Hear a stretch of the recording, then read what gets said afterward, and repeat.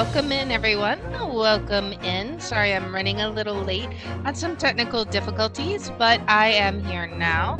And since I am late, we are going to go ahead and immediately hop into our video so as not to waste any more time. Greetings, friends, and welcome to Enigma Night Gaming. My name is Liara, and I will be your guide in today's adventure.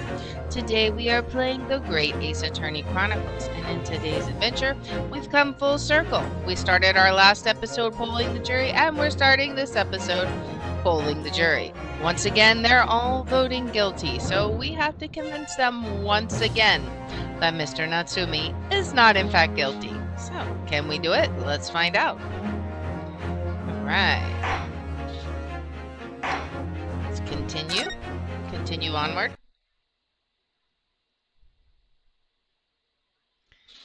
All right. Yeah, this couple had convinced them that he was guilty. I have considered the defense's counsel's request for a further summation examination of the jury. And I have determined that the court must uphold the defense's judicial right to this procedure. So, counsel, will you now proceed with your second summation examination? I presume the jury is ready, Mr. Foreman. We are, my lord. Very good. In that case, I must ask each of you now to clearly state concisely for the court the grounds on which you find the defendant guilty of this crime. Oh boy. So let's see what they have to say. The jurors' contentions.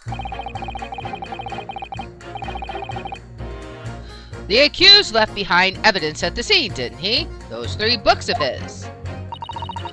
If there was some novel alternative explanation about how the victim was stabbed, I might reconsider.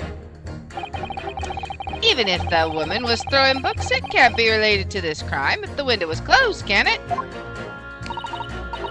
Dearie me, it was only a little book, hardly life-threatening, even with a direct hit. Look, I just want to get this over with. If I don't bring home some pay tonight, I'll be in a tidy bit of trouble. Come to think of it, we had a fire at home a while ago. It gave me the sneezes. Oh boy. So they're not even really...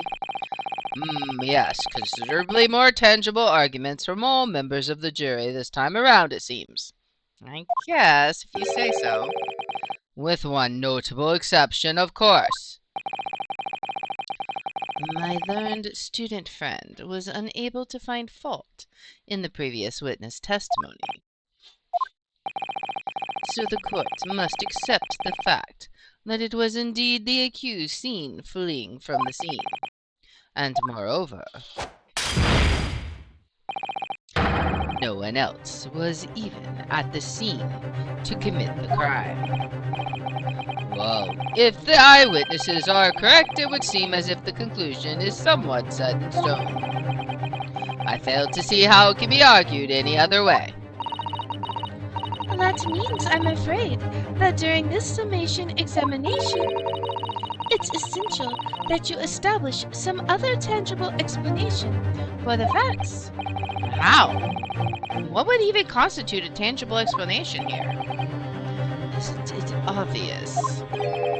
Who stabbed the woman and how? Those 2 details are all you need provide. Simply give us a name and a method by which the attack was conducted. And there I was thinking this might be hard. But Mr. Naruhodo, you have to do it. Otherwise, this really will be where the trial ends. Ugh, no pressure then. Oh boy. That's quite enough preamble. Proceed with the summation examination, please. I presume you are prepared, counsel? Oh, yes, my lord. All right, Ryunosuke. Focus your mind now. By slapping yourself in the face. Clearly, the key to this summation examination is going to be juror number 4, the maid. Or should I say Mrs. Garrideb? We have a book that disappeared from the Garrideb's house on the evening of the incident, and the fourth book found in the victim's hand. There must be a way to link the two. Yes, that's what we have to find. Using every technique I've learned in my short career so far, whatever it takes. Don't forget to keep an eye on Mr. Garrideb and Mrs. Garrideb and how she reacts, even to the things other people say. Alright, so this is gonna maybe be a reaction one. Alright. The defense's rebuttal. The accused left behind evidence at the scene. Didn't he? Those 3 books of his. Well, we're talking about books. We definitely got to press here. But as we know now, there were 4 books, not 3. Well, what difference does it make? Let's make sure we always keep an eye on her. Alright. There's every possibility that the 4th book, in fact, belongs to the defendant's landlord. Yes, that's the part I have a problem with. Sorry? Well, at the point the woman was stabbed, this landlord fellow was at home, wasn't he? Enjoying a fiery scrap with his wife or something, you said? That's not exactly how I put it, no. Well, anyway, the point is the fellow and his wife were somewhere else when it happened. That's what you call a strong alibi. So it couldn't have been the landlord who did it, which only leaves the Nipponese fellow. Honestly, I can't see what all this palaver's about. It's a done deal, isn't it? I suppose it is, since I've nothing witty left to say. If there was some novel alternative explanation about how the victim was stabbed, I might reconsider. Hold it! We could eventually pit her against someone. So you mean you might be willing to change your decision, you mean? Oh my, such delight on your face, but I'm afraid I shan't be swayed by emotion. Despite what you may think of me, I am a very modern, metropolitan, and rational woman. That's great. If one reads the morning papers, it's all forgotten by tea time, isn't it? So why read them in the first place? Yeah, keep an eye on her.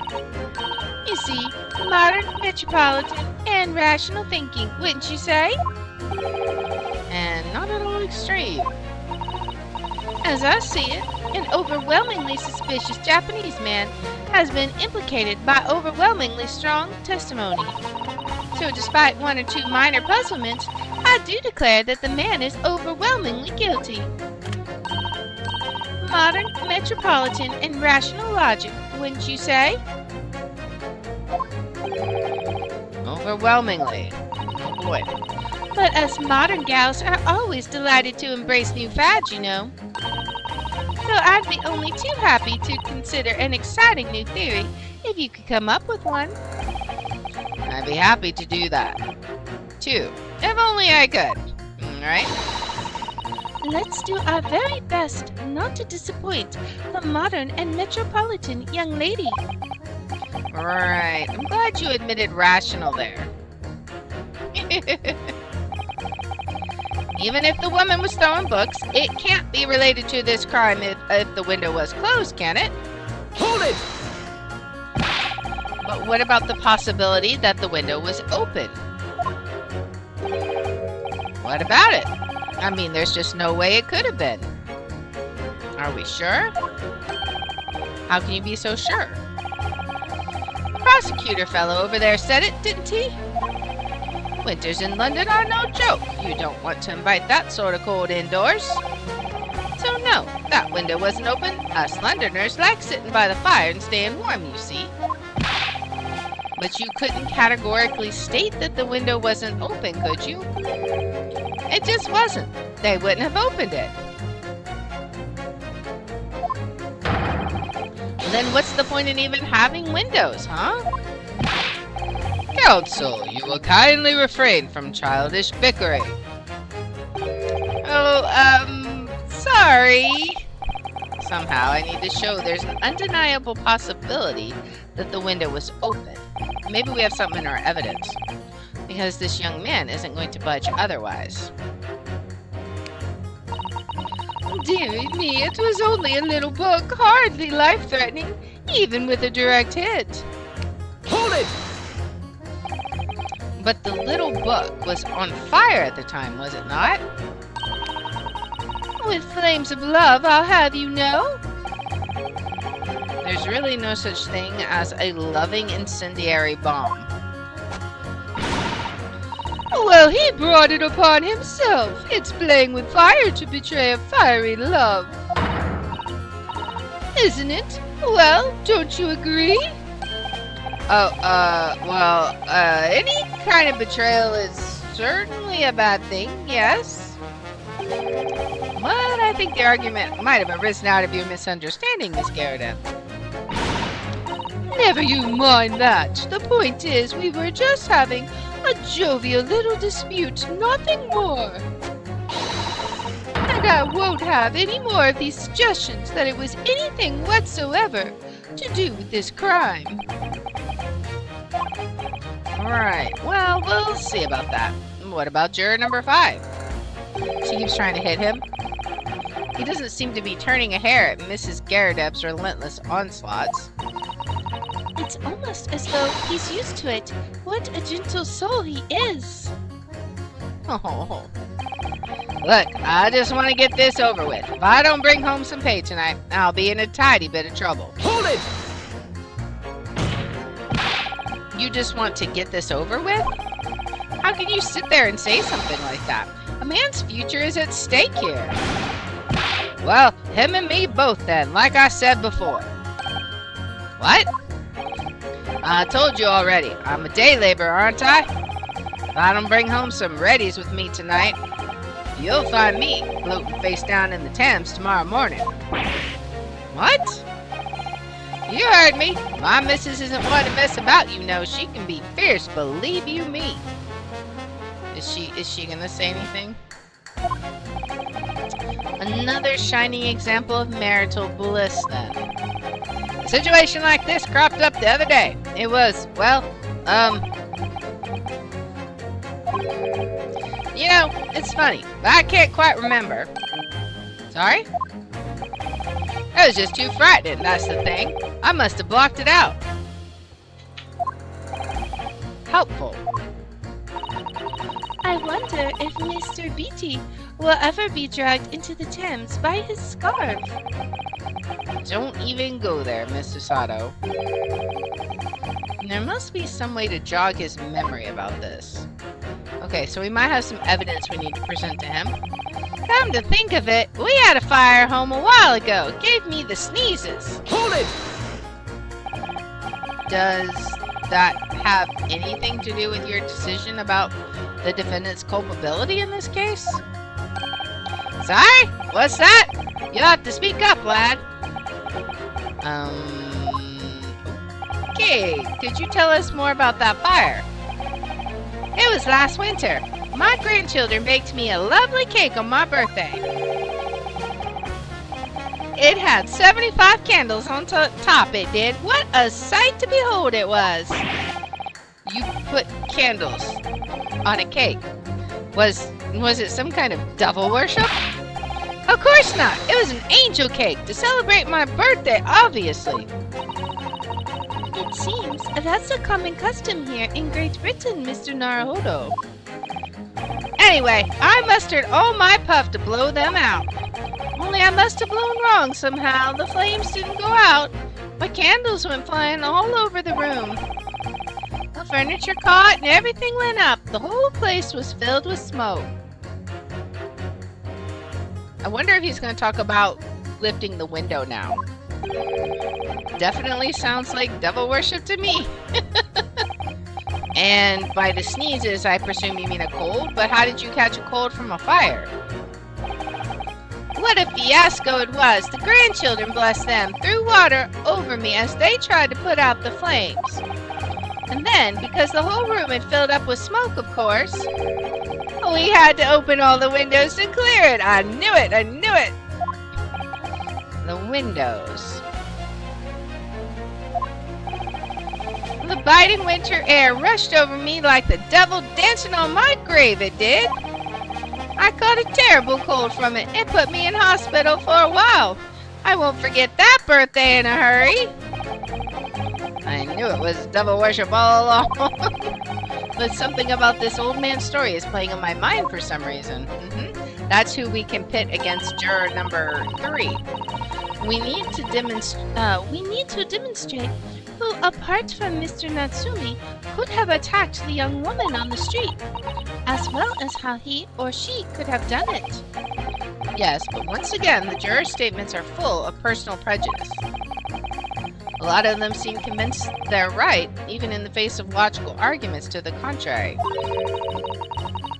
I think you're going to need to pit them against each other to force them to accept an alternative explanation. Yes. I don't necessarily need to find contradictions between their assertions. Just a connection might do the trick. Alright, I'll see what I can do. If anything stands out, I'll go in for a strike. Now, it's going to be juror number 3 against juror number 6, right? That's who we need to pit together, right? I don't know about any of these other guys, but him. Even if the woman was throwing books, it can't be related to the crime if the window was closed. Can it? But we're going to pitch you against winter house fires are dire. You have to open windows to clear the smoke. That's when the chill gets you, you see. Alright, so let's Objection! These two juror statements clearly contradict one another. They do? How exactly, counsel? Don't point at me again. I told you it wasn't me. Huh? What's that you say? Speak up, lad. Speak up. Juror number 3. Do you see? Oh, me? See what, sir? Did you hear juror number 6's account of his birthday celebrations last year? It seems, despite being a Londoner, he once opened his windows in the middle of winter.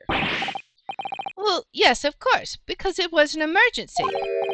I mean, obviously, if the room was filled with smoke from a fire, you'd be mad not to open the... It hits... Oh! Exactly. On the day in question, at the time of the incident, there was a fire in the Garadeb household. And Mr. Garadeb had the following to say about it. The whole place filled with smoke. Oh my! Oh, my hat!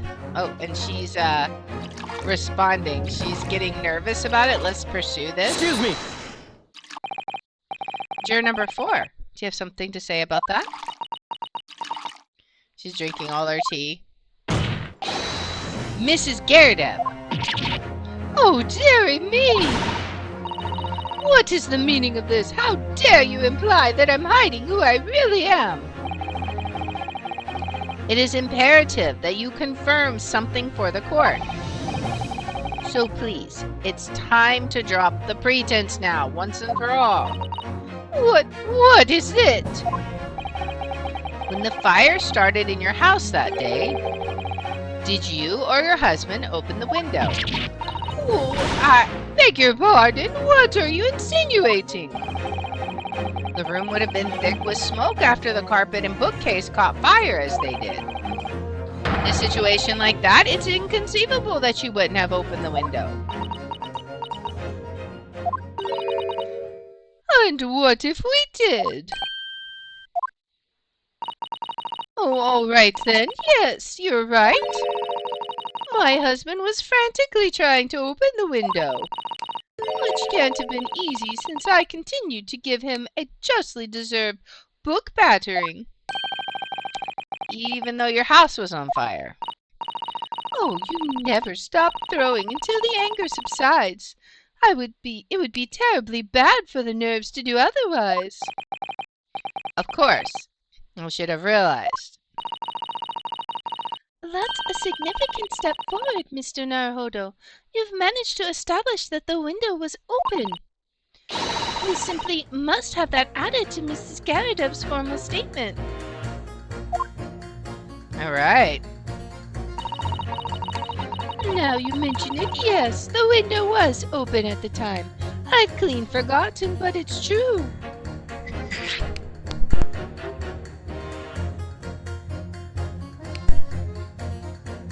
Alright. Look, I just want to get this over with. Alright, so who are we going to pit him against?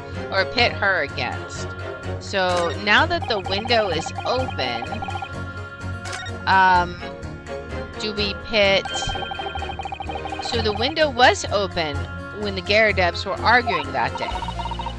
Yes, Mrs. Gyarados has finally admitted to it, which is a very significant victory for the defense. I feel like the fog's starting to clear, and an alternate explanation for this case is starting to show itself. Alright, so do we pit juror number 3 against juror number 4? Right? Let's see. Alright, so the window could have been open. The window could have been opened when the woman was throwing books. I mean, it's definitely a possibility. Hold it! Let's press him again. At the point when the victim was attacked on Briar Road, we know there was a small house fire in the Gyarados household on the opposite side of the street.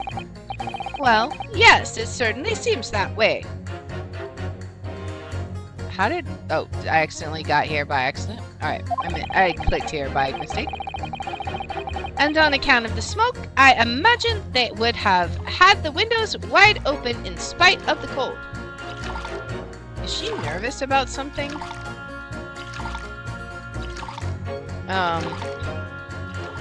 She's like pouring the coffee.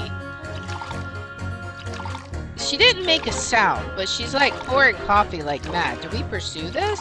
Excuse me. What is she? Juror number 4. Oh, dearie me, what is it?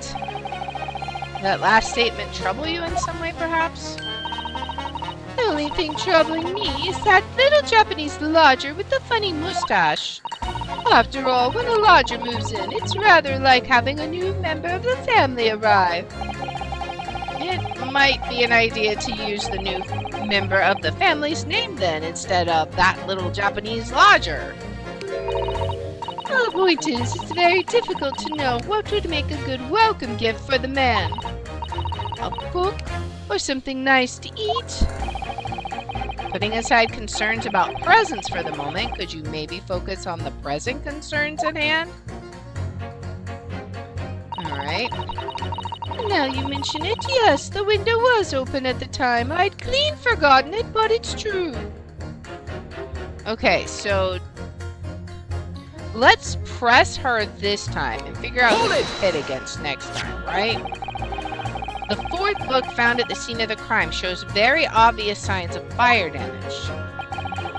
And the title of the book is The Lion's Pride. The same title, in fact, as the book that Mr. Gyarados told us he had been reading. She's like shocked. Well, I really couldn't say. On the day in question, did you or did you not throw at your husband the copy of The Lion's Pride that he had been reading?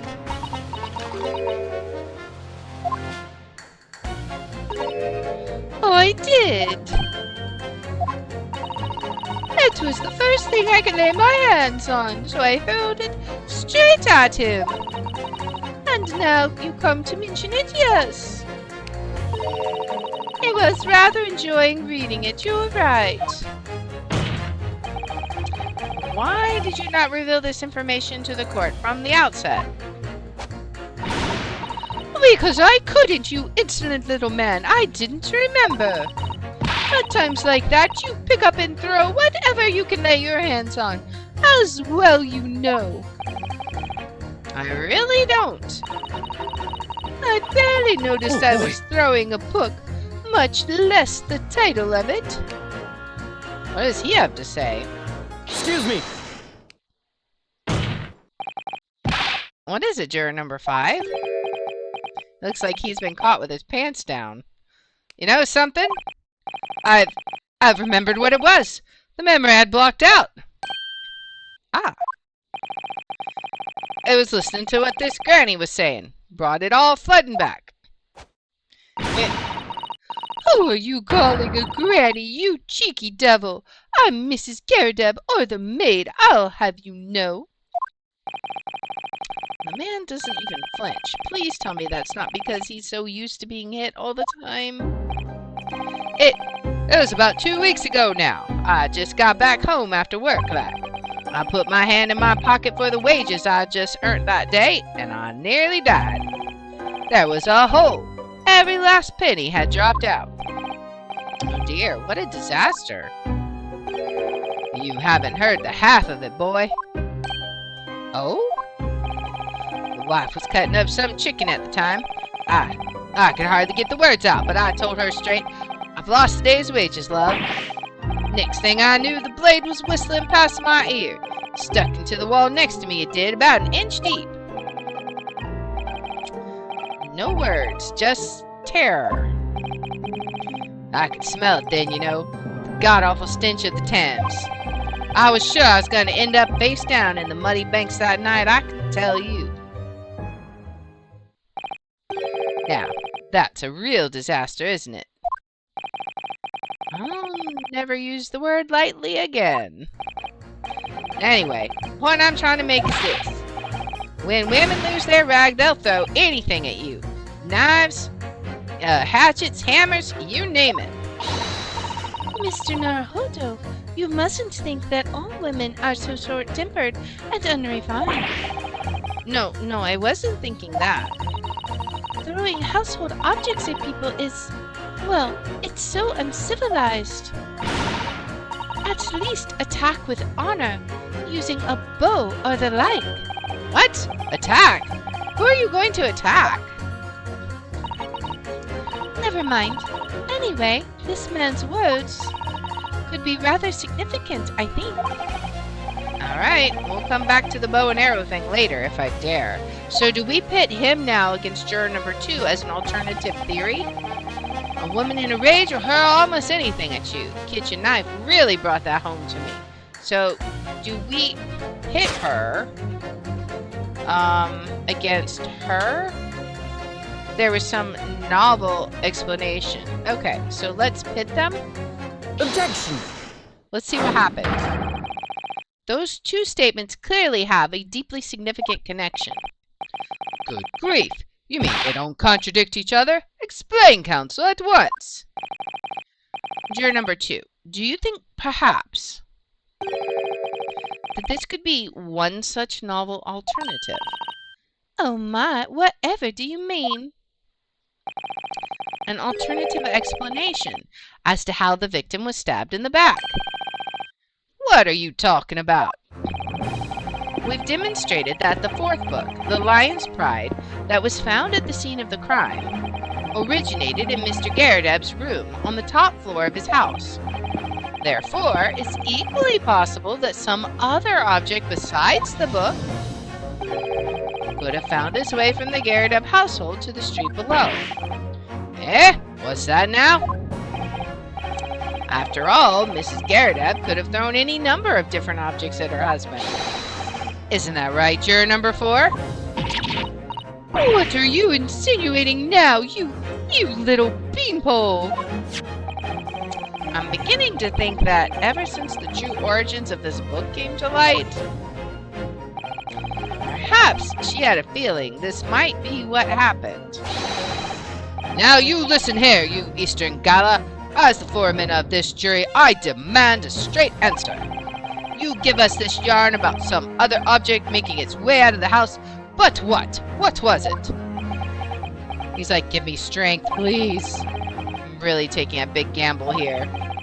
That was a bold accusation to make, but I haven't really any real evidence to back it up. But I'm certain that at the very least, this warrants further investigation.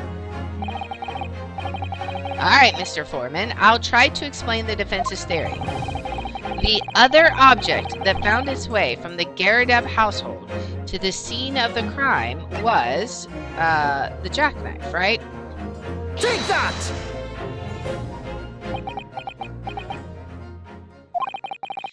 Juror number 4, Mrs. Garrideb. What now? I must apologize in advance for this. But I need you to confirm something else for the court. This knife. Have you ever seen this knife before? Good Lord, Counsel, what on earth are you doing? That's the weapon that was lodged into the victim's back, man. Oh, man. My lord, remember that when the victim was attacked, Mr. and Mrs. Garadeb were in the throes of an argument. Mrs. Garadeb was hurling anything she could at her husband, who'd been backed up against the window. A window that had been opened to clear the smoke, through which a book sailed to land at the crime scene. You can't seriously believe that! The book was found in the victim's grasp! Are you saying that it flew out of the window and across the street to land neatly in her hand? Huh? Even my missus hadn't got a name like that. Yes, I admit there are many details we don't yet understand. But that's the point. That's precisely why we must not allow this trial to end. Not right now. Oh my! Ah! Mrs. Garadeb, your answer, please. Have you seen this knife before or not?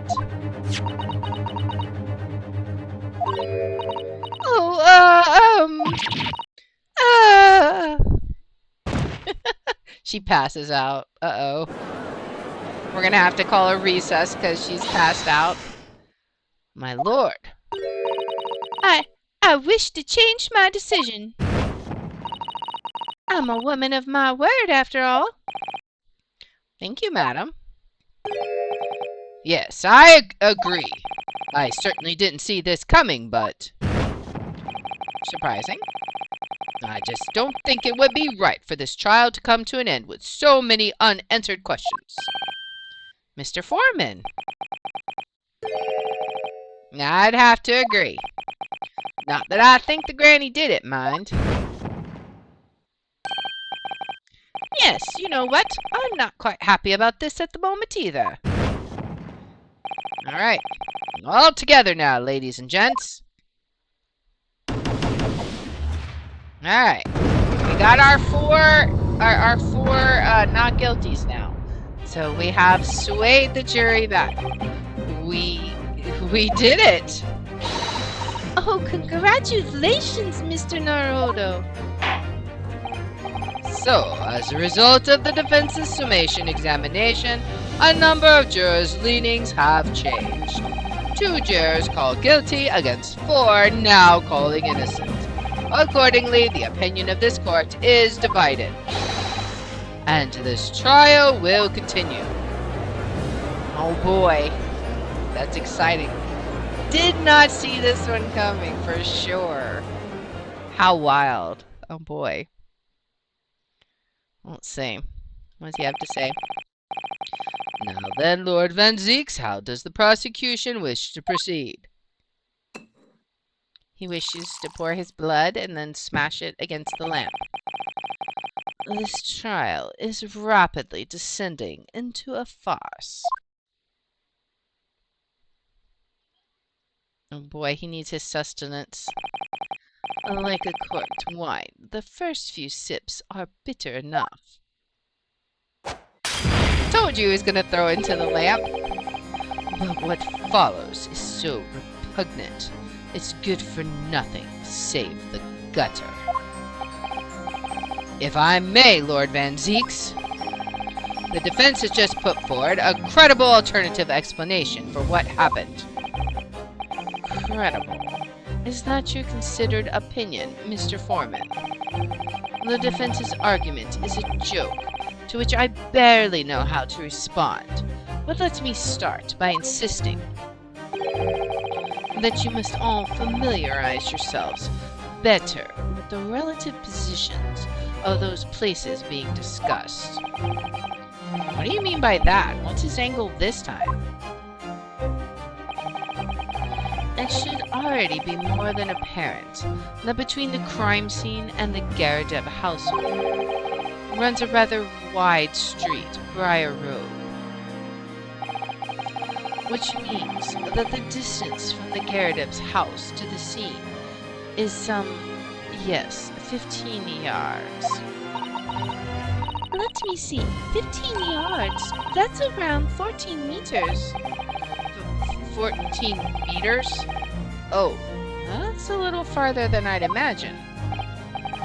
And, as you ladies and gentlemen of the jury rightly noted as having portentous significance, the fourth book was found in the victim's clutches.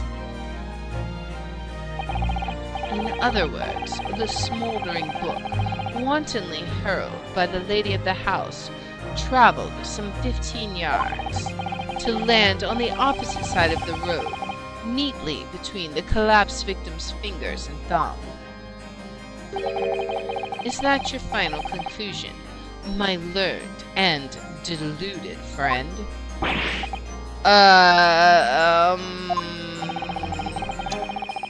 did the jackknife follow a near identical trajectory to plunge into the middle of the victim's back?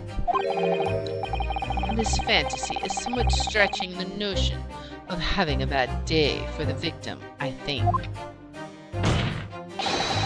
Even those pathetic, serialized detective stories have more believable plots. Ugh! Are we gonna go back to square one? There's nothing I can say to that.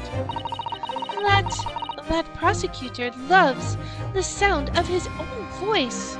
That's her mad face? Mr. Sato. Serialized detective stories are pathetic, are they? How dare he! Maybe let's pick our battles here. My lord, might I be allowed to speak?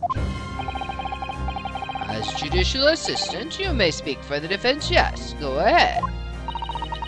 The prosecution may consider the idea a fantasy, but what the defense has postulated was believable enough to persuade the jury to change its leaning, and as such, the court has a duty to explore this alternative explanation as thoroughly as possible. He's not happy with that prospect? To that end, juror number 4, Mrs. Joan Garrideb, must be called to testify and submit to cross-examination. Saints alive! A cross-examination of a juror? Oh man, that's crazy. Order! Order! Order! Well, this is highly irregular. It is unprecedented for a member of the jury to be summoned to the witness stand. Objection! Oh boy, he's just like, I'm getting rid of the whole bottle. And unnecessary. Lord Van Zeeks. They're shocked. There are already witnesses in the stand whose testimony the defense may further cross-examine. If my learned friend's farcical theory has any truth in it, then both a burning book and a jackknife must have flown through the sky before this couple's eyes. And we must assume they would be able to testify accordingly. What say you, witnesses? Rolly has nothing to say. Yes, sir!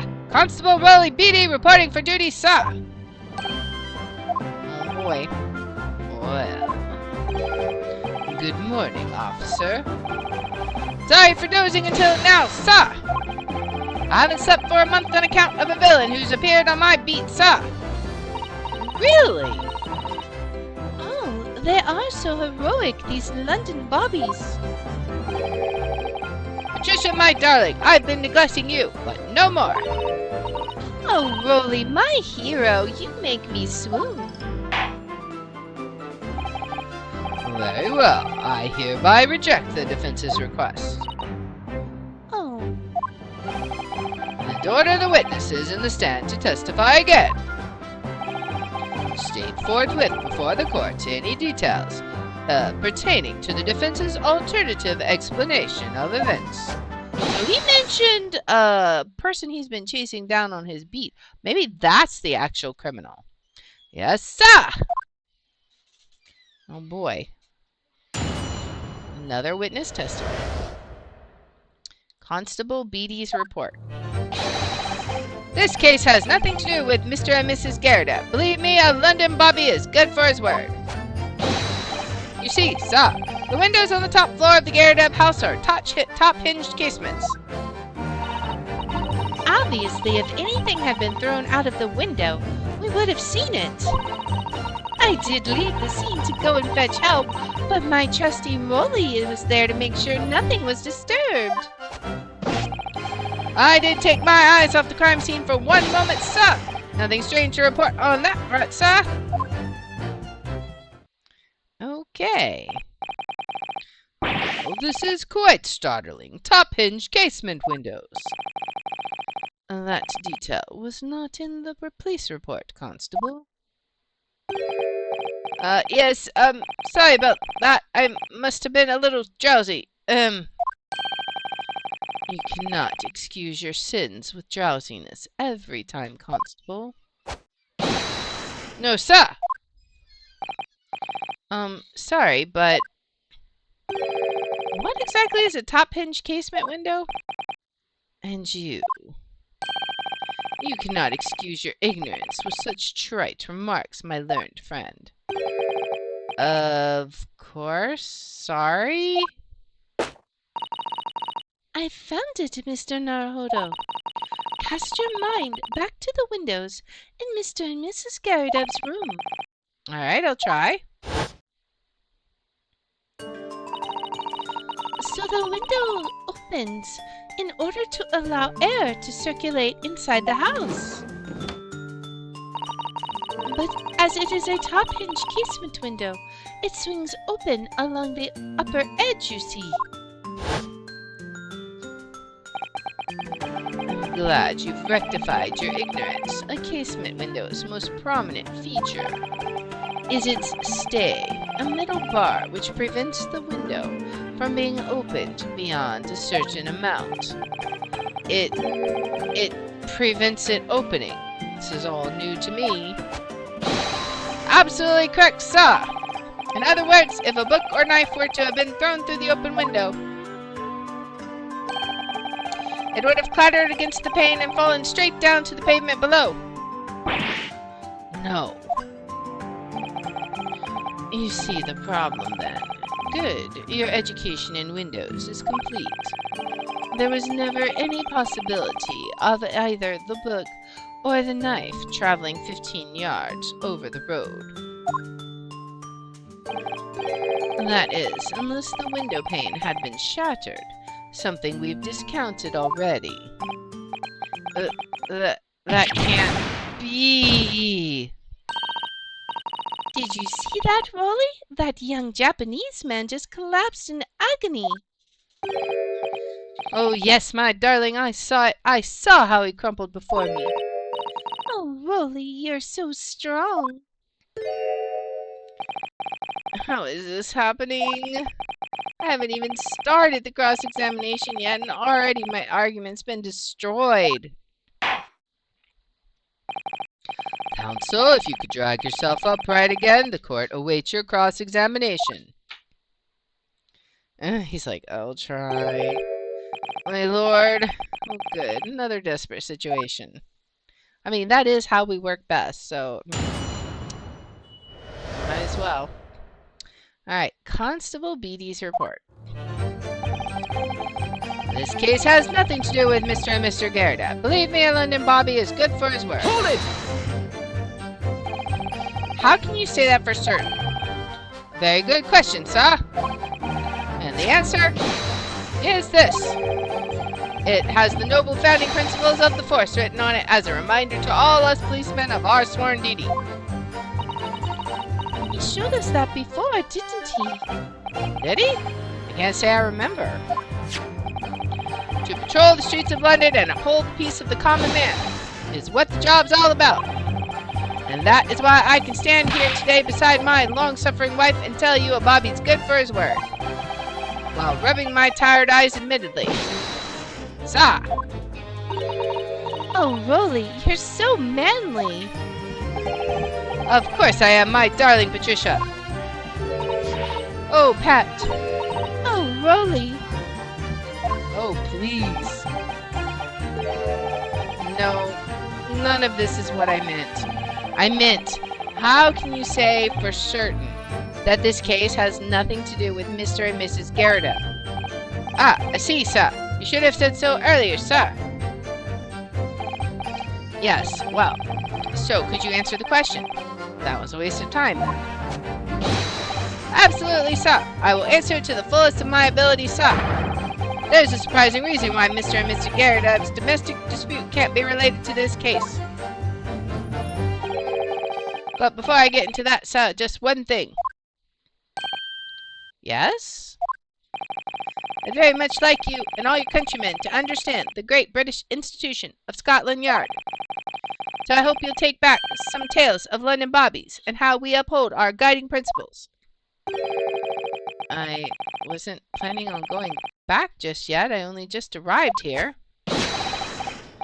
So to that end, sir, I'd be happy to lend you my warrant card for your perusal.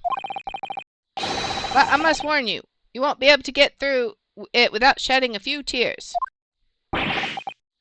Thank you. I'll try. Alright, so Constable Beatty's warrant card has been entered into the court record. A small folding wallet that identifies London Bobbies and contains the rules and conduct to which they must adhere. Okay. Alright, let's finish this cross-examination, then we'll look at that. You see, sir, the windows on the top floor of the Garrida house are top-hinged casements. Hold it! By which you mean they don't open fully, is that correct? Yes, sir. They're just there to allow a bit of air through the house, you see, so they're restricted as to how much they open. And therefore, anything thrown out of the window from inside the room would simply strike the pane and fall to the street directly below. For clarity, allow me to mark the map. Yeah, it would just fall out right there.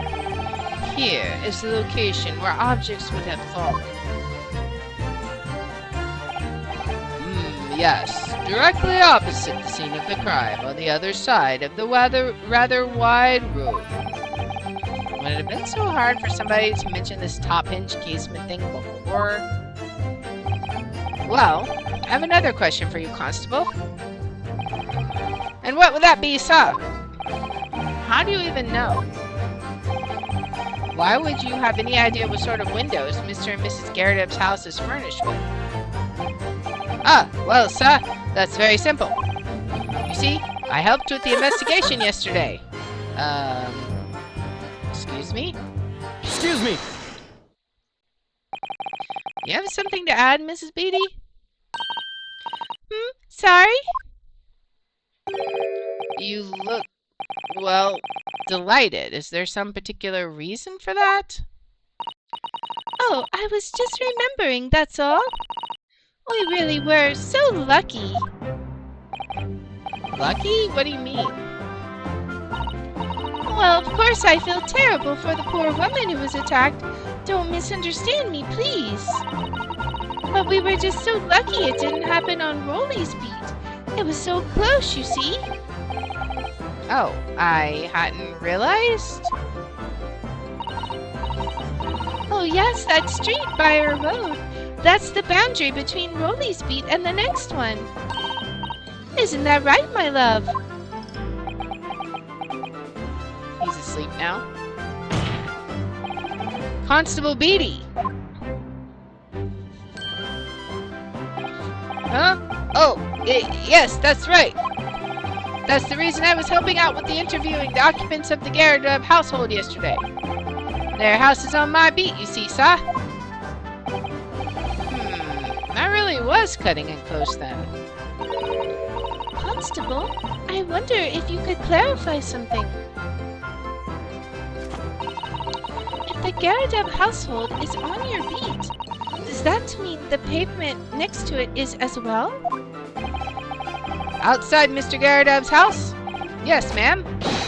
Pavement on that side of the road is part of my beat. I see. I was unaware of that. Just think, if the woman had been attacked just on the other side of Briar Road, we would never have been able to go for that meal to celebrate our wedding anniversary. But that's the life of a Bobby, after all.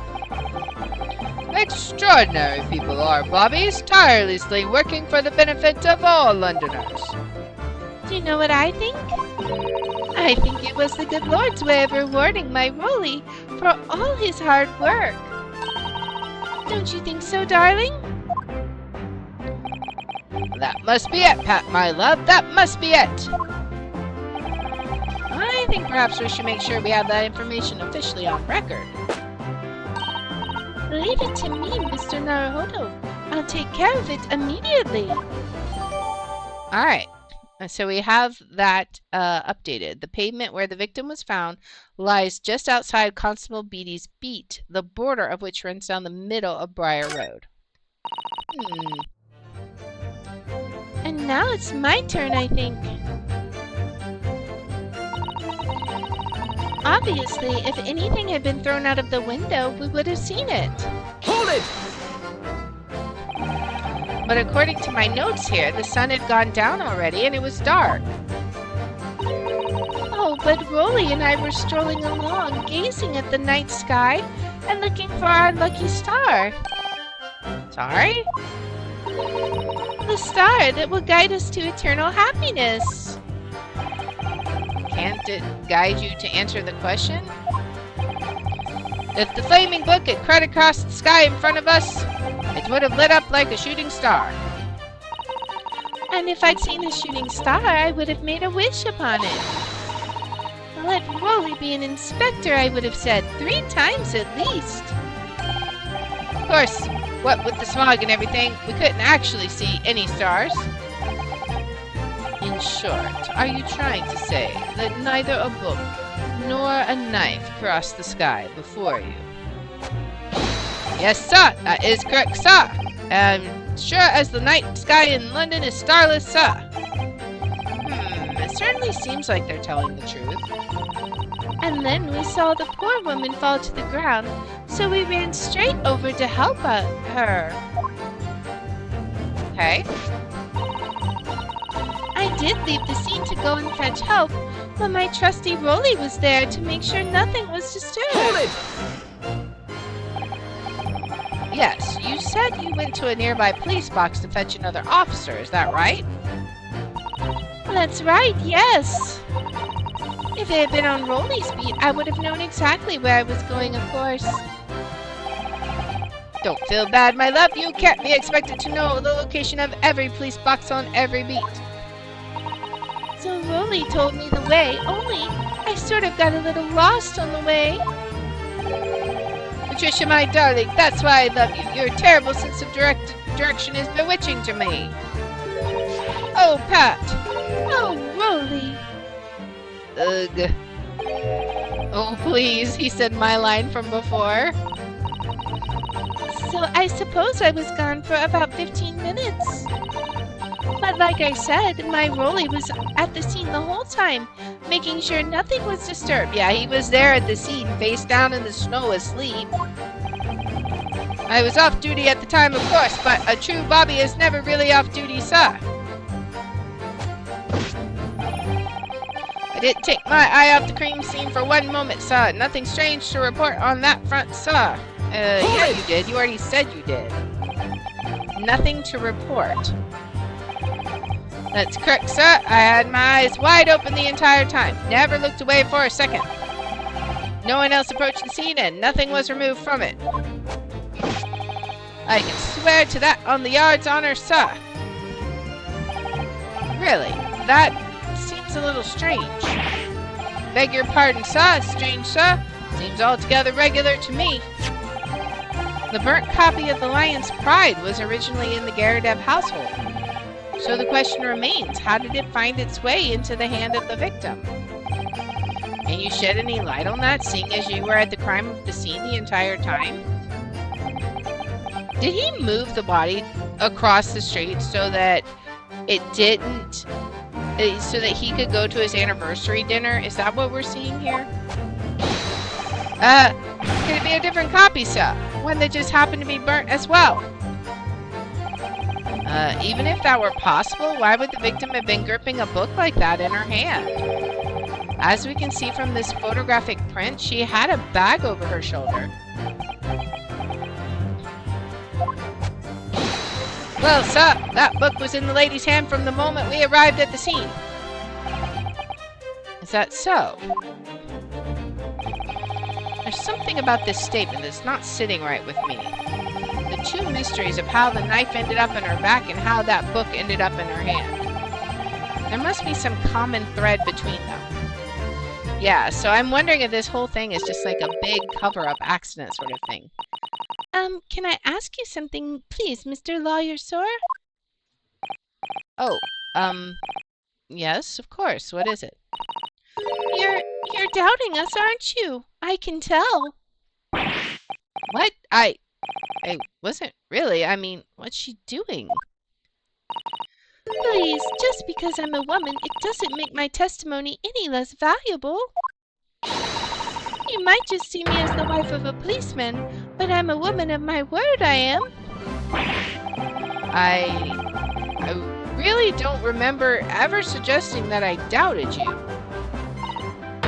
No excuses. I don't want to hear it. My voice will be heard. My lord, you'll let me speak, won't you? Yes, Mrs. Beatty, I will allow you to supplement your testimony if you so desire. Sometimes the path of least resistance is the sage one. That was a very loud mutter. I heard that. That Japanese man thinks a policeman's wife's word counts for nothing, does he?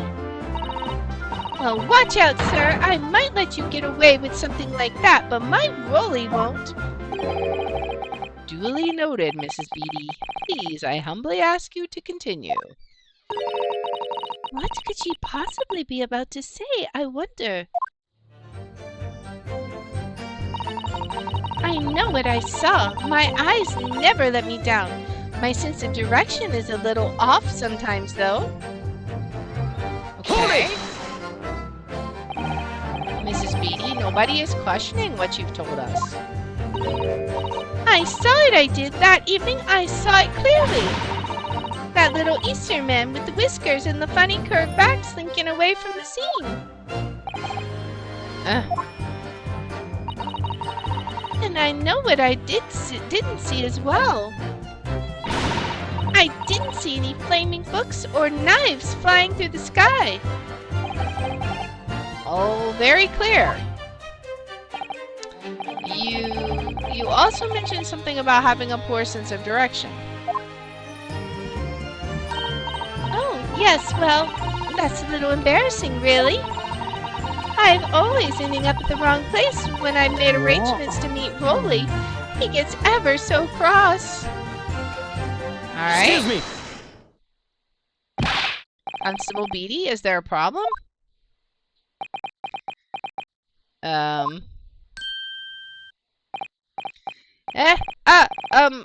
No, sir. No problem, sir. Did your wife's remark just now bring something to mind, perhaps? Oh, well, in a way, sir. Yes, sir. I was just remembering that the same thing happened that evening is all.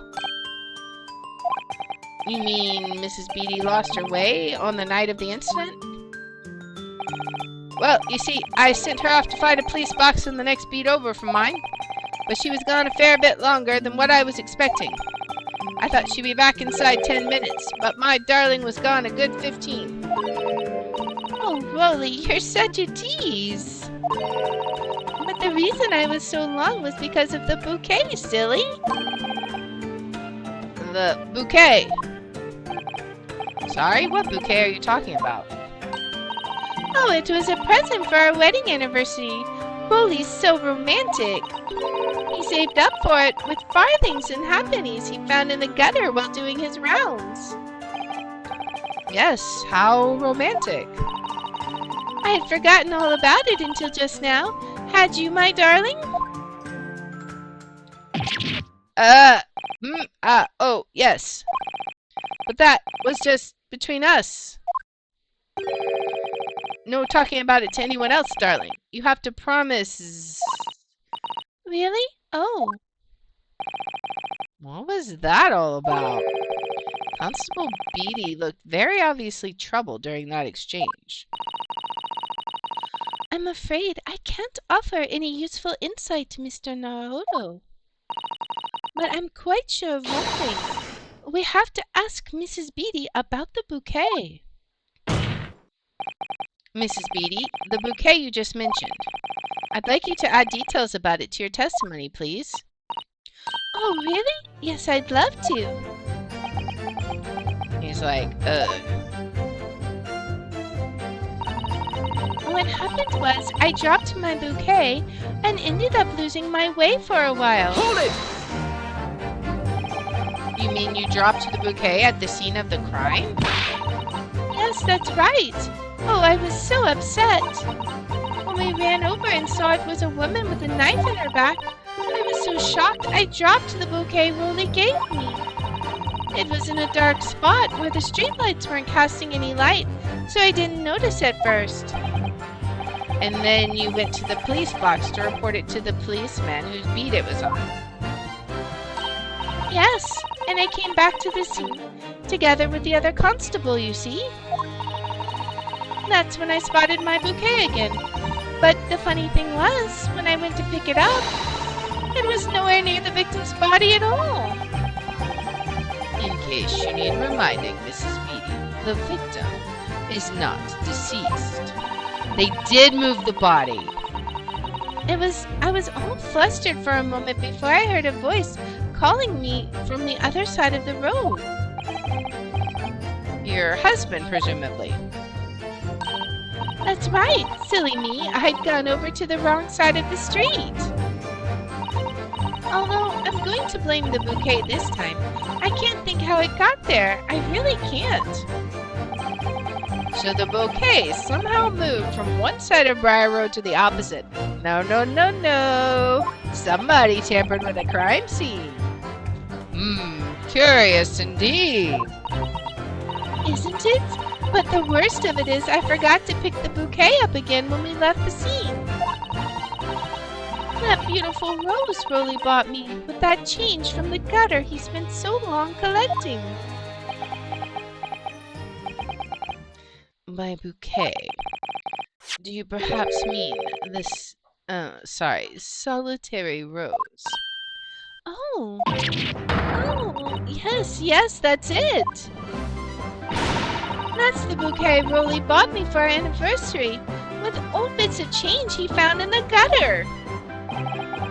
Maybe just call it a rose. Tell us, Lord Van Zeeks, where did you come by the flower?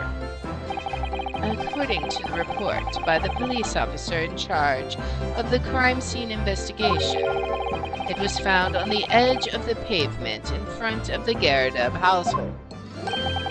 In front of the Garadub's house? Although it wasn't noticed until the morning, as it lay where the street lamps cast no light. It was believed to be of no relevance to the case, since it was found on the opposite side of the thoroughfare. Oh, thank you, sir, thank you. Could I have it back now, please? No, I think for good measure this road should be added to the court record as evidence. Oh. All right, I think this is huge. Oh my gosh, like I'm getting an idea of what is actually happening here. This is amazing. A present for Patricia Beatty from her husband Rolly. The shock of seeing the stabbed victim caused Mrs. Beatty to drop the rose where she stood. But it's a symbol of our love. I want it back after the trial. Do you hear me? I want it back. Good grief! Rest assured that I shall do my very best not to forget Mrs. Beatty. I didn't take my eye off the crime scene for one moment, sir. Nothing to report, strange to report on that front, sir. Hold it! Are you sure? Nothing to report. Let's see, that's correct, sir. I had my eyes wide open the entire time. Never looked away for a second. No one else approached the scene and nothing was removed from it. I can swear to that on the yard's honor, sir. Except for the rose. Really, that seems a little strange. Beg your pardon, sir. Strange, sir. Seems altogether regular to me. A burnt copy of the Lion's Pride was originally in the Garrett household. So the question remains, how did it find its way into the hand of the victim? So I think it fell out of the Garrett's house. She picked it up, and somehow the knife landed on her from the window, right?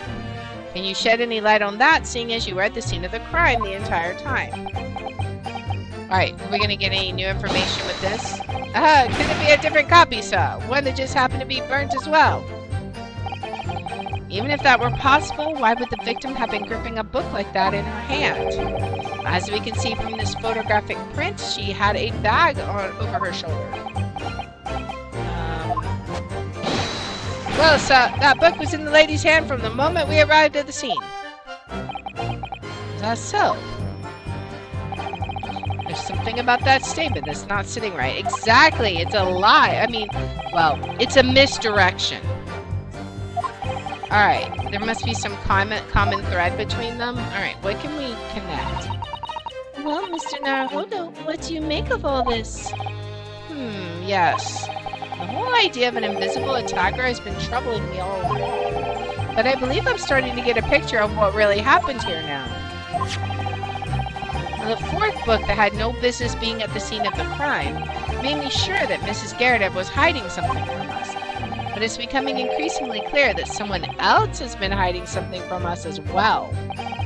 I think I may already be armed with everything I need to strike a decisive blow here. This time, it's going to expose the whole truth about this mysterious affair. Alright, before we do that, let's look at the court record. Alright, so, we've got this. This is the rose. Is there anything we can find here? What is this? It's a very stylish paper the flower's wrapped in, isn't it? It's just an old newspaper, Mr. Naruhodo. Oh, I suppose it's because I'm not used to seeing English print. It looks so exotic to me. Ah, I see. Is something wrong? Oh, no. I was just thinking that if you wrapped a stone-baked sweet potato in English newspaper, it might look like some sort of fancy cake. Ah, Susada-san, you do love your cakes. Alright, let's look at the flower itself. An English rose. It's such a beautiful flower. Ah, this is a rose, is it? I've never seen one before. Do you not take an interest in flowers, Mr. Naruhodo? I wouldn't say that exactly, but I do know 3 types at least. Gosh, 3? Yes, plum blossom, peach blossom, and cherry blossom. Perhaps you should consider branching out. Learning some that aren't fruit tree based, for example? Alright, I guess that's all. Right? Nothing else special about this? Okay, let's go back. Let's look at the warrant card, right? Number 1, a policeman will strive to preserve the peace within his allotted beat. Item 2, a patrolling officer is expected to walk 20 miles around his beat every day for the furtherance of community relations. Any crimes fall under the jurisdiction of the beat in which they are discovered. When a crime is discovered on his beat, a policeman must assist with the initial investigations and help detectives. Okay. I feel like that's going to become important. Alright. Let's see what we can do. So this case has nothing to do... Okay, so I think that's fine. Alright, so this is talking about the top hinge casements. Obviously, if anything had been thrown out of the window, we would have seen it. nothing we say to that, I don't think. This was talking about she did leave the scene to fetch help. But Roy was there to make sure nothing was disturbed. Maybe we present the rose there? But I'm not sure yet. Let's just see. So what happened was, this is when she dropped the bouquet and losing her way. I didn't take my eye. Okay, now let's present the rose here, maybe. Because if he didn't drop that, then explain this. Objection! Explain the rose. You claim, Constable Beatty, there was nothing to report in the 15 or so minutes you were guarding the scene. But that cannot be.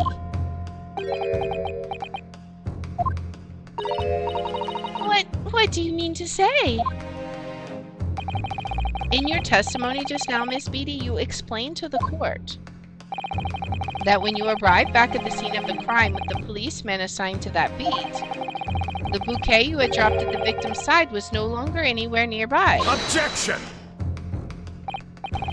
Yes, on the opposite side of Briar Road to where the victim was attacked. But considering the size of that meager bouquet, if a single sorry bloom can be so described, no doubt it was blown in the wind across the street, back into the gutter where it belongs. You're so condescending. Meager? Objection! But if that were the case, why did Constable Beatty not testify to the fact?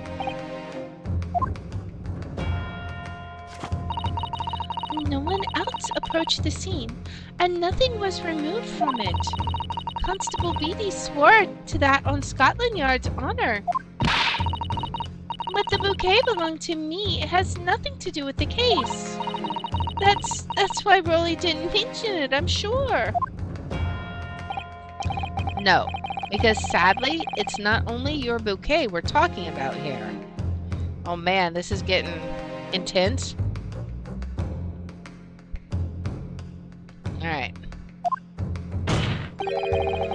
More than one thing in this case is mysteriously the wrong way round. What are you talking about? Think about it. Besides Mrs. Beatty's bouquet, there's Mr. Garrideb's book. Mr. Garrideb's copy of The Lion's Pride, which was thrown out of the window by his wife, would have struck the pane of the casement window and landed here on the west side of the street. And yet, it was actually found here on the opposite side of the road in the victim's hand. Meanwhile, according to the testimony we've heard, Mrs. Beatty's bouquet should have been dropped here at the scene of the crime on the east side of the street. But in fact, it was actually found here on the opposite side of the road in front of Mr. and Mrs. Garrideb's house. There's no logical explanation for those things unless somebody deliberately moved them. Exactly. What are you trying to say? The way you're talking, it sounds like you think my Rolly's done something wrong. Don't you listen to a word that scrawny lawyer says. Littering on about books and bouquets. Why should we care? It's nitpicking, that's what it is. Oh, good. Mrs. Garrideb's come around. Yay! You might call it nitpicking, Mrs. Garrideb. But deliberately meddling with the scene of a crime is a criminal offense. It's called, tampering, Mr. Naruhodo. But the person responsible for this tampering cannot admit to it. For a very subtle but compelling reason. Objection! Tampering. You've barely heard the term before. Tell us, my learned friend, who could possibly have had cause to carry out such an elaborate deception? Well, Rolly, of course, because he wanted to go on his anniversary dinner and didn't want to have to work some more, right? Yes, there is someone who tampered with the scene of the crime that evening. All the evidence and all the testimony points to that one particular person. Counsel, I must demand that you substantiate this conjecture. Who are you saying is responsible for tampering with the scene of the crime? It's gotta be him, right? Take that! Obviously, there's only one person it could have been. Constable Roly Beatty, it was you. What? A policeman? A member of Scotland Yard? What nonsense! Why would my Rolly do something like that? There's no one straighter than my husband. No Bobby works more tirelessly for the people of London. Mrs. Beatty, you said in your testimony that your husband asked you to go to a nearby police box to fetch the officer on duty.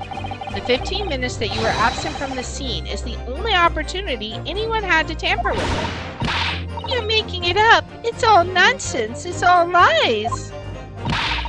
What about that Japanese man with the whiskers? I bet it was him. He did it. Objection! I mean, if he did, then Rolly still lied. If that was true, Constable Beatty would have seen him do it. Oh.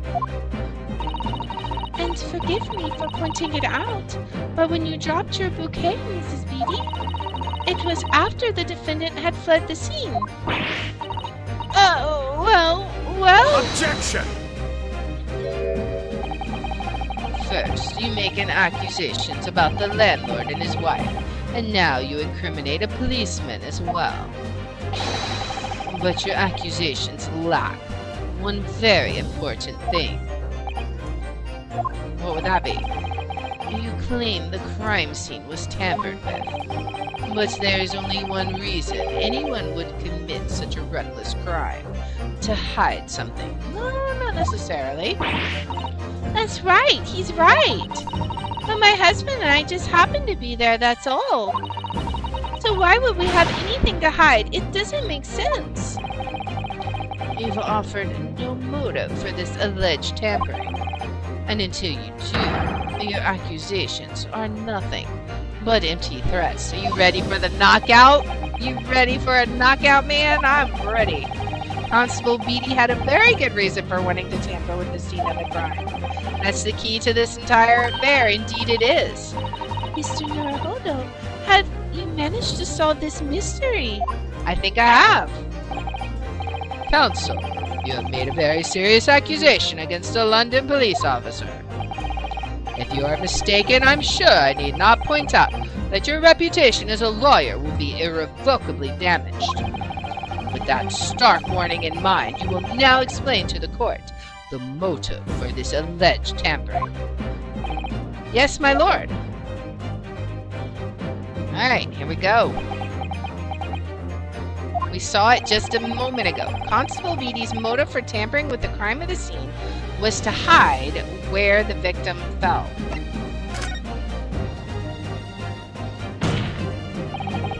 Where the victim fell to the ground. That is what the Bobby had to cover up at all costs. What? Where the victim fell? You mean where she was attacked? What are you talking about? We told you that at the very start, didn't we? On the pavement of Briar Road. We saw it happen, remember? It was right here, as if anyone didn't already know. That's certainly what everybody has been led to believe. But in fact, that isn't where the victim was stabbed at all. What? What? Indeed, it was not. I'm beginning to wonder where this tumultuous trial will end, Counsel. If that's your assertion, then the court is dying to know my Nipponese friend. Where are you proposing that the crime actually took place that evening? That would be right here. I guess we can just say right here, right? Okay. Take that! But that's on the opposite side of the road. I don't understand. On the evening in question, Mr. Garrideb's book fell directly down from the open window above, and your bouquet, Mrs. Beatty, never moved at all. What did move was the scene of the crime itself. Good gracious! Objection! Perhaps you haven't been listening to the ample testimony the court has heard. But these witnesses both saw the moment the attack took place. That's right. I saw it with my own eyes. It was 5 o'clock in the evening and already dark. There was the typical London fog on the ground. When you saw the incident unfold and ran to the victim's aid, that was actually on the west side of Briar Road. No, that's not true. It can't have been. Constable Beatty then arranged for you to be absent for a while by sending you for help. And during the 15 minutes you were away, he transplanted the crime scene. He moved all these things shown in this print. The victim herself, the 4 books. He moved everything, in fact, to the pavement on the east side of Briar Road. Extraordinary. But the constable overlooked one thing. What? What did he overlook? The bouquet, I presume. Exactly. The prosecution told the court just a few moments ago about the discovery of the rose bouquet. Lord Benzinc said it wasn't noticed until the morning, as it lay where the street lamps cast no light. Yes, it couldn't be seen in the dark, obviously. Which is why it was only the bouquet that was found in its original position on the pavement on the west side of Briar Road.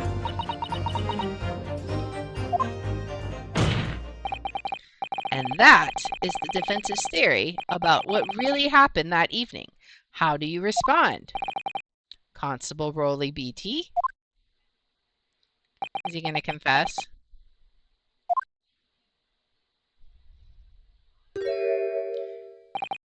Well, I'm very sorry. I didn't mean to nod off again, but I haven't slept properly in a month. Did I miss anything important? Little bit, sir. Oh, Rowley!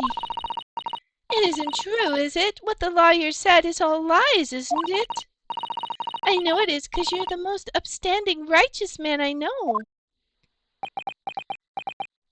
I had a dream. A terrible dream.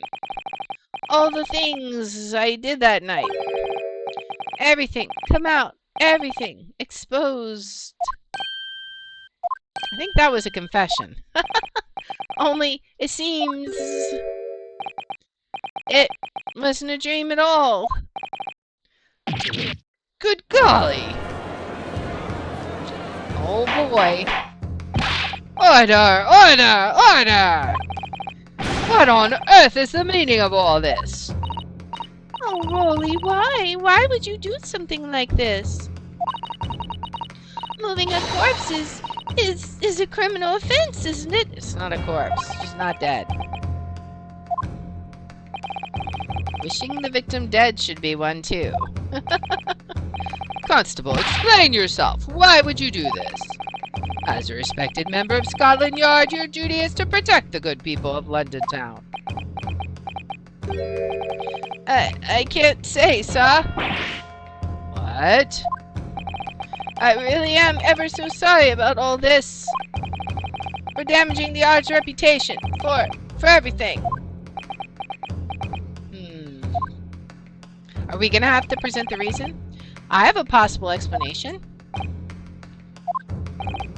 for why, on that particular evening, Constable Beatty felt compelled to move the scene of the crime. I can think of one reason. What? How could you possibly know?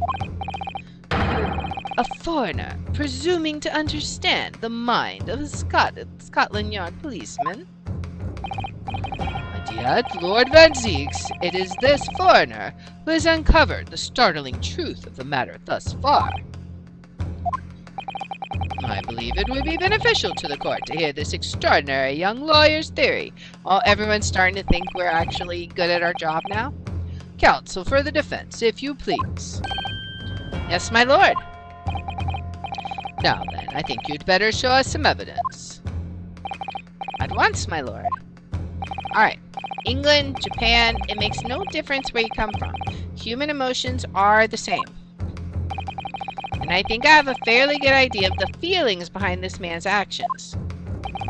What gives away the motive for Constable Beatty's unthinkable actions? It's his warrant card, right? So, let's present the warrant card. Take that! Because he would have had to investigate the crime scene on his anniversary. I realize that I'm a foreigner in this land, and I have only just arrived from Japan. Which is why all this information about London's so-called bobbies is completely new to me. I've learned that, though honorable, patrolling the beat is the most demanding work in the world, for example. Keeping the peace, looking after the citizens on his beat in all kinds of ways. There's no doubt that this young bobby is charged with a great deal to do each day, certainly. But for Constable Beatty, the day in question was special.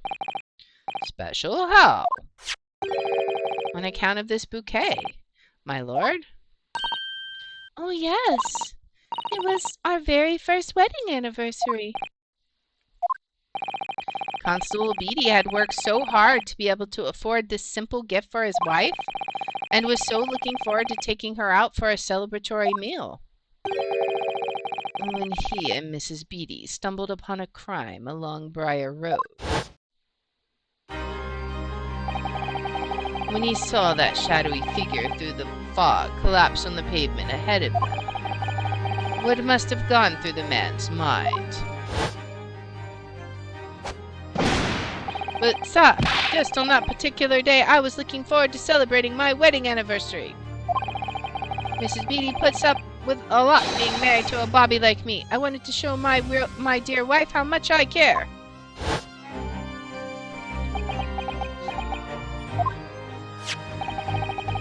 And this is the warrant card that Constable Beatty offered to lend to me earlier. Inside, among the rules for patrolling policemen, it says, when a crime is discovered on his beat, a policeman must assist with the initial investigations and help detectives. Aha! Constable Beatty? Is that, or is that not the reason why you moved the whole scene of the crime that day? Yes. Everything you said. It's all right. So that's it. It was all to do with the boundary of your beat. Oh. Exactly. To summarize, the incident actually occurred on Constable Beatty's beat. Good gracious! Constable, do you realize the gravity of what you have done? It was the first time since I became a copper that I'd ever cursed God. Stay close to me, Pat. The criminal could still be lurking somewhere. As we ran over to the scene, I had every intention of doing my duty as a police officer.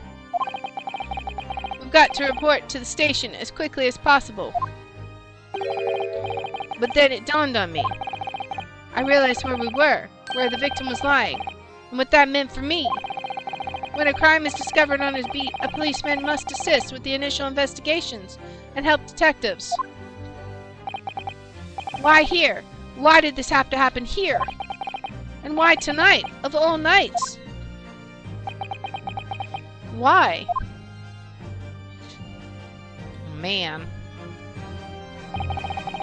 It's a copper's job to guard the scene of the crime, so I told Pat she'd have to go to the nearest police box and fetch whoever was on duty there. It was then, when I opened my mouth to speak, it just came out. I couldn't believe the words that were coming out of my own mouth. This is the next beat to mine, Pat. So you'll have to go to the police box that covers it. Turn right along Measham Street, and then...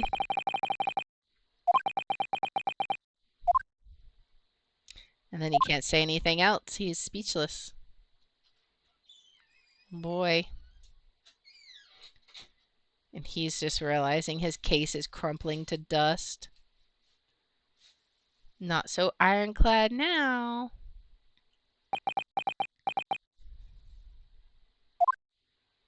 Everyone's quiet. Aww. I'm... Aww. I'm sorry. I'm so sorry. Oh, Constable. I just wanted... just that one night to take my Patricia out for dinner. Oh, Rolly. Just that one night.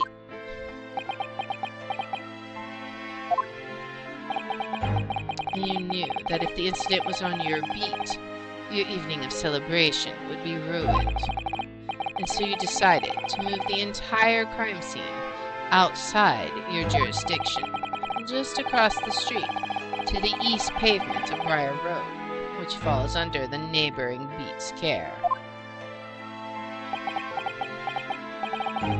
You see, I thought... Well, I was sure the victim was dead, you see.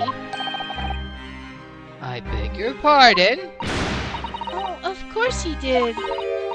Otherwise, my Rolly would never have left the poor woman on freezing cold pavement.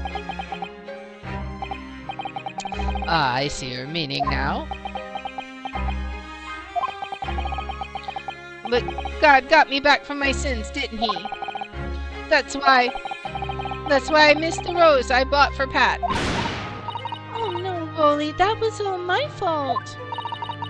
I should never have dropped it in such a dark place. I'm so sorry, Rolly.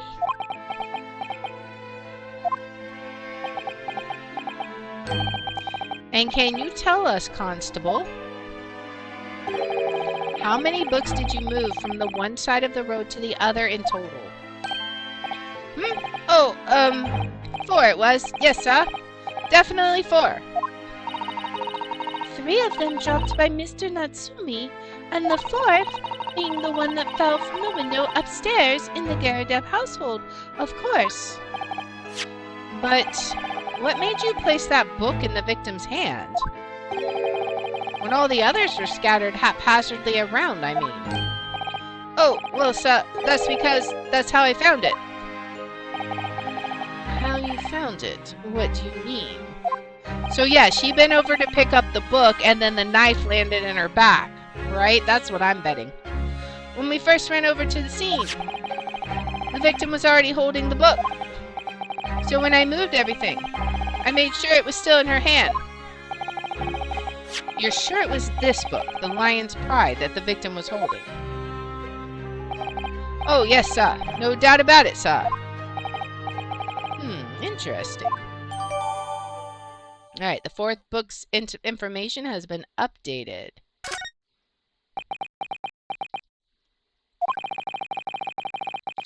I thought it was an open and shut case at the time, you see. There were only the 2 people at the scene, and Pat and me both saw it happen. However, which way you looked at it, it had to be the fellow who'd run off and who'd done it, I thought. I couldn't see the harm, really. I didn't think moving it all over the road would make a jot of a difference. I suppose this is it for me now. I've had it. Aw.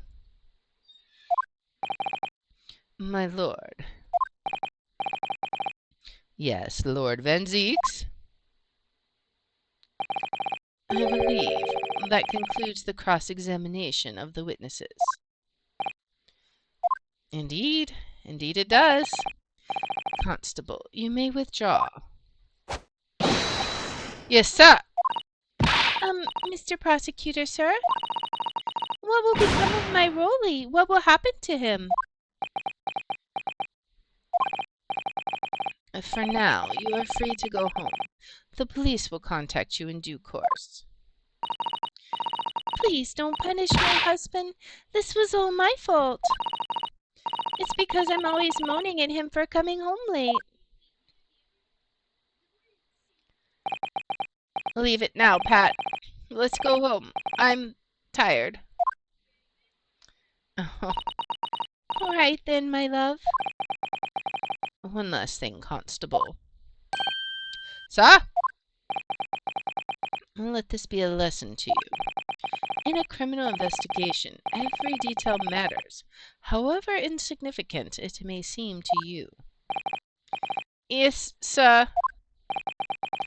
Carve that lesson in your mind. Not so arrogant now, are you?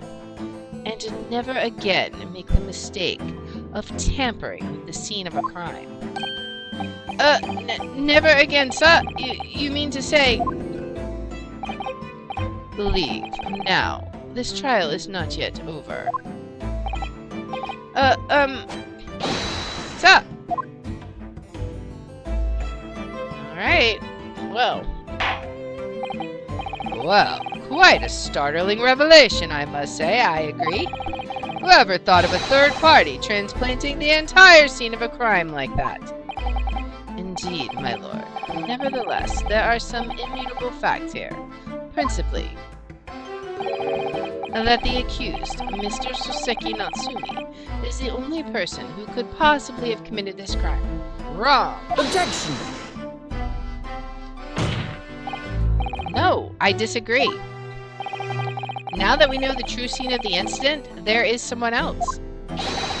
Another person who could be responsible for the knife in the victim's back. Forgive me for being presumptuous, but I believe the prosecution is probably well aware of this possibility already. Lord Van Zeeks, is this true? Very well. Name the person, if you will, and if further investigation is warranted. The prosecution has no objection to the trial continuing. You will name this other person who could have perpetrated the crime. That would be Mrs. Garrett. Take that! The defense would once again like to request the cross-examination of a new witness, my lord. Once again. My assistant made the same request earlier. In order to finally reveal the truth about this case. It is imperative that we cross-examine juror number 4, Mrs. Joan Garrett. Me? Me? Oh, dearie me! Objection! That request has already been denied. Objection! But the situation is very different now. Mrs. Garrett, answer me this. What do you want now, you little toad? At the time of the incident, you were engaged in a violent argument with your husband, Mr. John Garrett. In the course of the argument, a minor house fire was ignited. And to clear the smoke from the room, your husband opened a window that looks out over Briar Road. Well, what of it? You threw this book at your husband when he was cornered with his back against the window. Upon striking the pane of the open top hinge casement window, the book plummeted directly down, finding its way to what we now know to be the true scene of the incident. Yes, and as I said, what of it? During the argument, you were beside yourself with rage. As such, you threw not just books, but anything you could lay your hands on. So, let me ask you one more time, Mrs. Garrett. This knife, the one removed from the victim's back, have you really never laid eyes on it before? Is she gonna faint again? I don't recall it. Seriously? Am I supposed to remember everything I picked up and threw at my husband? And anyway, the man over there and all that regalia said that members of the jury needed to testify, didn't he? Conveniently, yes. Objection! No, I have no recollection of saying that at all, juror number 4. Oh, Make no mistake, you jurors are not special in any way. You are not immune to the judicial process. If you know something about this knife, madam, let the truth come out. but that's just a common or garden knife. It could have come from anywhere. We have several like that at home. If one went missing, how would you expect me to know? What's that? Are you joking? What are you saying, please, Mrs. Garrideb? Oh man, did she just basically admit? Now you listen to me. I refuse to believe all this nonsense. I couldn't bear the thought that I'd injured someone. Do you hear? I couldn't bear it. Oh, the poor woman. So yes, I want evidence. I want to see hard evidence if you're going to insist on this being my fault. You're going to have to prove to me that I threw that knife if that's what you think. Come along now, chop chop. Do your worst. Well... Well, Mr. Naruhodo? If I had evidence like that, believe me, I would have thrown it at her already. Then take the stand, juror. Oh! The prosecution does not object to the defense's request to cross-examine this woman. Thank you, Lord Van Zeeks. I'm going to have to testify? Juror number 4. As I'm sure you will appreciate, having observed it with your own eyes today, witness testimony can lead to the most extraordinary truths being unearthed. Truths of which the witnesses themselves may not even have been aware. Oh, dearie me! So I demand your full and unadulterated testimony, Mrs. Garrideb. And mark my words, in this court of law today, we shall extract the truth. Do you concur, counsels?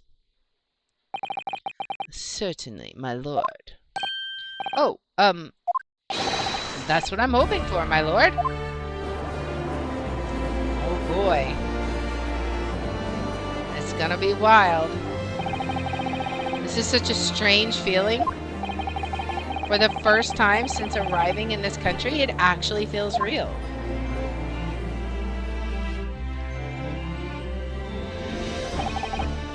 I'm here in the Old Bailey, and I'm a lawyer.